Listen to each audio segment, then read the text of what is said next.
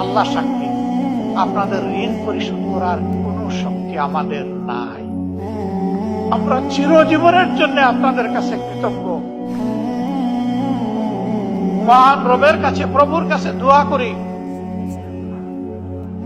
এই জগতে আপনারা এই মজলুমদেরকে যেভাবে আশ্রয় দিয়েছেন, আল্লাহ যেন তার জান্নাতের কুলে আপনাদেরকে আশ্রয় দেন। এই যাত্রাপথে বাংলাদেশ জামাতে ইসলামী আপনাদের দোয়া ভালোবাসা পেয়েছে, সমর্থন পেয়েছে, এবং বিশেষ করে 36 জুলাইয়ের পর একটা মজলুম সংগঠনকে যেভাবে আপনারা কুলে তুলে নিয়েছেন, বুকে তুলে নিয়েছেন, হাত বাড়িয়ে দিয়েছেন, আমরা সিম্পলি আপনাদের কাছে চিরজীবনের জন্য।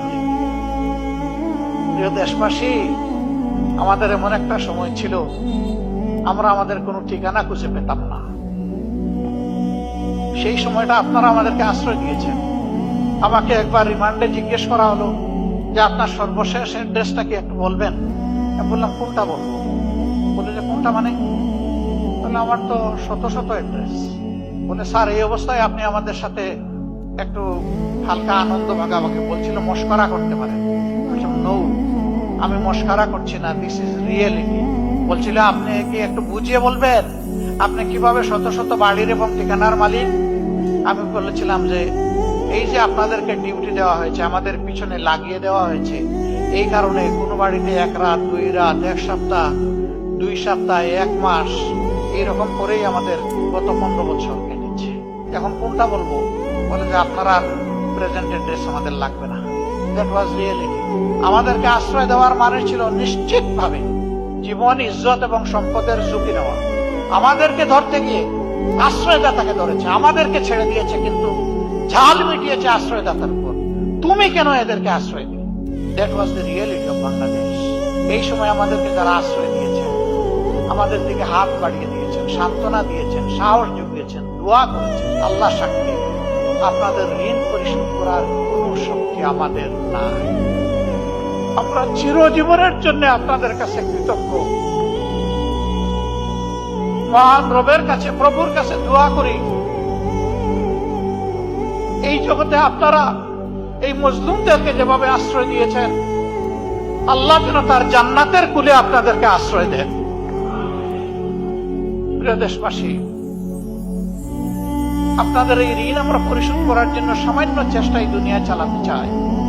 যে দুর্নীতি আর দুঃশাসনের কবলে চাপা পড়েছিল প্রিয় বাংলাদেশ, ওই চ্যাপ্টা বাংলাদেশ থেকে আমরা একটু টেনে উঠাতে চাই।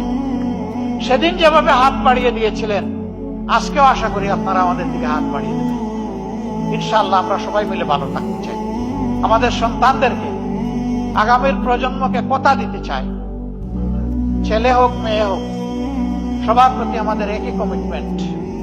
আমাদের জীবনের শেষটুকু দিয়ে তোমাদেরকে একটি পরিচ্ছন্ন, একটি প্রসপারাস এবং একটি শান্তির বাংলাদেশে রেখে যেতে চাই। আল্লাহ তাআলা আমাদেরকে তৌফিক দান করুন। আমরা ইতিমধ্যেই ঘোষণা করেছি, রাষ্ট্রের বৈধ সকল সুযোগও যদি জনগণের ভালোবাসায় আল্লাহ তাআলা আমাদেরকে এদেশের সেবার দায়িত্ব দেন, বৈধ সকল সুযোগও আমরা গ্রহণ করব না। যা না করলেই নয়, শুধু এইটাই আমরা গ্রহণ করব। আমরা চেষ্টা করব ওগুলা গ্রহণ না করেও পারি। আমরা রাজনীতিকে পেশা হিসেবে গ্রহণ করি নাই, এই রাজনীতিকে আমরা কর্তব্য হিসেবে গ্রহণ করেছি। নেশা শব্দটা শুনতে খারাপ লাগে। নেশা মানে কোনো দিকে একেবারে সম্পূর্ণভাবে ঝুঁকে পড়া। ওই অর্থে যদি বলেন, তাহলে রাজনীতি আমাদের পেশা নয়, রাজনীতি আমাদের ঝুঁকে পড়া। এবং আমরা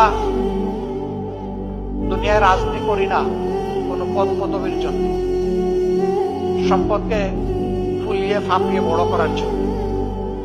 আমাদের রাজনীতি সার্থক হবে যদি জনগণের চোখের পানি চেপে গিয়ে টুকটের কোনায় সামান্য একটু হাসি ফুটে ওঠে।